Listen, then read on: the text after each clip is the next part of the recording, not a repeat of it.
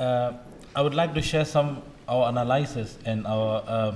First of all, I would like to say that Burmese Muslim Association is representing all Muslims from Burma, and at the same time, we are working for all the citizens of Burma, those who have been abused their basic human rights.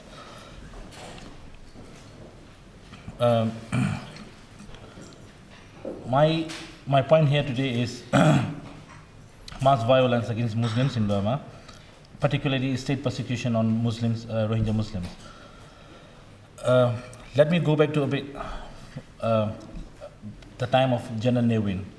There are three lines of enemies to the state: communist, ethnic arms groups, and Muslims. Communist is the threat to the state religion, and the ethnic arms groups are the threat to the monopoly of the Burmans, majority ethnic groups. And the third, Muslims are the threat to the Burma economy, because at that time, Muslims' economy is control 85% of Burma economy. Muslims are controlling that time. So that's my point today, is basically focusing on Muslims and how General Ne Win started and established a systematic persecution on Muslims across Burma. And at this moment, it reminded me something at the time of independence movement, our late hero, Sayaji Urazak, when he was asked by his colleagues, why don't you consider to demand Muslim states in Burma? And his response was very good. He said, bring me the sharpest swords and put into the water, cut to the water. Can you cut it? He said, no, this is the same thing. We Burmese, citizens of Burma, whether Muslims or Christians or Hindus or Buddhists, we cannot divide because of the religion. We are one. Yes, he was right at that time, but unfortunately, after the General Ne Win, it proved wrong. This is the popular mantra of ultranationalist Burma. Amyo Bada Sasana. It means race, language, and religion. Race is Burmese. Language is Burmese language, and religion should be Buddhist. This is only to implement for any coming government should be based on this. Otherwise, they are considered as not suitable to rule Burma. It is unwritten policy of Burma, one language, one religion. But so far, it proved wrong. It proved fail, and they couldn't implement this. And what so far they are trying to do is man-made ethno-nationalist mindset. This mindset is monopoly of ethnic Burma Buddhists. Should be Buddhist, Burma, and Buddhist. These two words are connected to each other. If you are Buddhist, you must be Burma. If you are Muslim, you have something, some bloodline from foreign countries. Automatically, because of the religion, change of the religion, one person become a foreigner. And this is very famous. After the military coup in 1988, after the 1988, and in 1989, this book is imported from India and Sri Lanka. Anxiety over elimination of race. It is clearly saying that Muslim population in Burma is threatening Buddhist population, and it could eliminate our race and religion one day. And this kind of phrases are always written in immigration offices across Burma. After the 2012 ethnic cleansing and genocide in Arakan state, these agreements announced by the 969 monks across Burma. And it should be followed by each and every Burmese, a Buddhist Burmese. Otherwise, they will have consequences. They will have to face the consequences. And it is some kind of second law in Burma.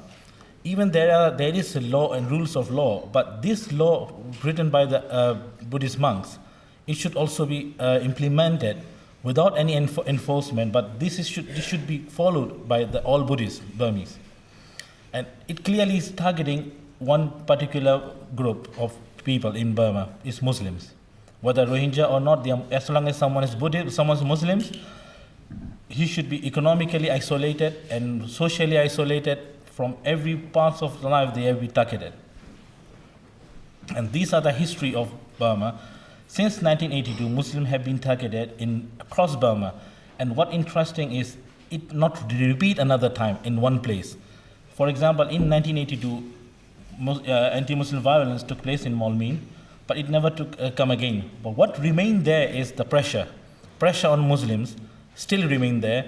We can't build our mosques, we can't repair our mosques, we can't repair our cemeteries, we can't build our madrasas. Even the population is growing everywhere in Burma. Even there new cities were built, but Muslims are never allowed to build their place of worship. And it has been going on every 3-4 years since 1982, 83, 87. You can see that whenever Burmese government they are facing any trouble in their political way, they got in problems, they always divert the attention towards Muslim minorities. And here I would like to highlight some very important thing. There are two ways of targeting on Muslims. One thing is scapegoat. Yeah, Muslims have been scapegoat very long ago, but now it is not that level. It is increased now. Muslims have, as in 2010, Burma, the whole international looking at Burma as Burma has become reforming towards democracy. But every Burmese know what is the truth and how genuine it is. And in 2010, Burmese government has to, they've come across with some questions, and public of Burmese citizens, they are paranoid with Chinese support to, historically Chinese have been supporting Burmese government, military government. So as soon as they have a right to say, they have a right to raise any issue, any questions, they first speak out against Chinese projects in Burma because they are threatening environment seriously. So the first question was a dam project in northern Burma, and it was forced to government that they have to pretend that they're genuinely reforming democracy, so they have to accept Burmese public opinion. They have stopped for temporarily that time, and another project was Lebanon Town project, copper mine project, and in that project, Burmese government they lost their patience, and they use phosphor bombs, and these are at that time many monks were targeted, and lots of people were been hit for their peaceful demonstration. And main thing I want to say three things why Burmese government they want to divert the attention of the public. First thing is project of Chinese and Burma Economic Holding Limited. This holding limited, this company was owned by the generals. And another thing is popularity of Aung San Suu Kyi. And the third thing is they don't want to amend that constitution, 2000 constitution. For these three things, they have to divert public attention towards something else, somewhere else. It is Muslims. And it was mega dam project, and the second was copper mine project, and the third was Shui gas pipeline. These are the bombs used against copper mine protest. Okay, this is I'm sorry, I don't have in English, but it is in Burmese, so I'm very sorry for that. This is the pipeline, Shui gas pipeline. It is extremely important for Chinese government, for strategically, for economically, for every aspect. They cannot lose at any cost this point. If South China Sea was blocked by alliance or any other foreign countries, they have to use this alternatively to feed their industries. This is the oil and gas pipelines come from the Rakhine state, where the many Rohingya populations are there, and it links to China. So when the atmosphere of Burmese citizens at that time, they are paranoid with any Chinese project. So they need to divert that attention towards somewhere else from Chinese projects. Otherwise, they will have to face so many tremendous pressure from China, and they can't lose this. And Chinese will do whatever it needed. So they diverted towards Muslims and Rohingya and Rakhine issues, and then later they spread this issue towards those places like Mengtila and Lashu, wherever the pipeline lines are going, those areas, they're crossing those areas. And the second thing is why they have to use this scapegoat, because popularity of Aung San Suu Kyi. The Aung San Suu Kyi, one thing we need to understand that the military they are very strategized. They are extremely well strategized. Whatever they do, they test anything, before they doing anything. They have tested this by election, how much the popularity of Aung San Suu Kyi still remain after they have openly said that, okay, we Burmese military are now reforming to democratic country, and still how popularity of Aung San Suu Kyi remain among the public. And 2012 by-election proved that landslide victory of NLD party, it's really threatening to their popularity then.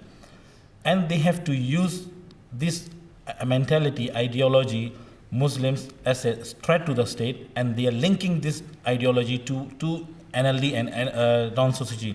For example, when OIC foreign ministers visited Burma, they said if now President Thein Sein refused to let them open to establish an office in Burma, but if Aung San Suu Kyi is elected, they definitely will establish an office there. She will definitely allow them, because she is always promoting human rights and democracy and blah blah blah.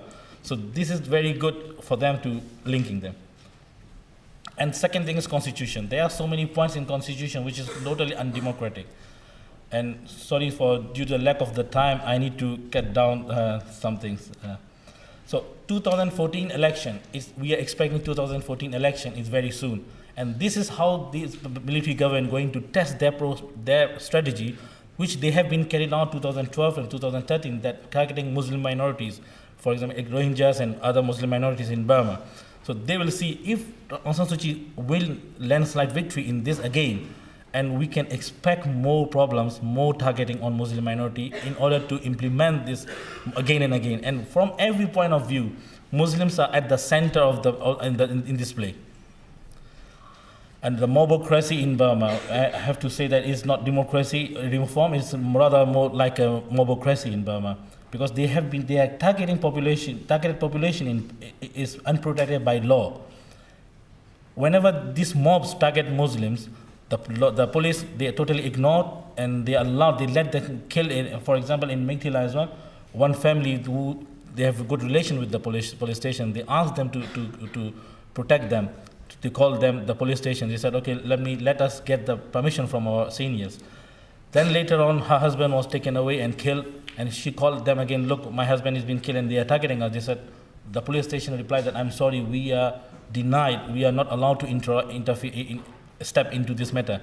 So if the law and the police, they are not given order to protect Muslim minorities, and who is controlling this power? Let Muslims are killed by the mobs. And they are encouraging through media and instigation against Muslims are freely they can carry out, and promoting extreme version of Buddhism. Instead of talking about patience and love, they are promoting hatred against Muslims. And biased judiciary is well known, and we have been seeing for few, just removing 969 logo, one Muslim was sentenced 2 years jail, and killing Muslim children and burning alive, they got freedom, they are not arrested yet. And these are the similarities between German Nazis and Rakhine Nazis in Burma. And these guys was selling goods to Muslim and Rohingya people in Rakhine State. That's why he was brought to the public and showing this he's a traitor. And this scene was in Mengtila, when they are leaving their homes, they have to put up their hand, and same as in Germany, what happened in Nazi. And I would like to highlight there are very strong relation with Wirathu and state government and ex-government, because Wirathu is just an actor who is acting according to the instruction of those powerful generals and ex-generals. And this is my last slide, and I would like to highlight this. Currently, our network getting very disturbing information from Rakhine State, and high rate of chronic malnutrition in camps, and children are dying day by day. And in the last 2 weeks ago, I have got very disturbing information. One Rohingya pregnant woman sent to the Sitwe hospital from Paukto, she has been given poison. by the doctor and the nurse, and her sister and husband were witnessing this, and we have documented this in detail. And thank you very much for patience.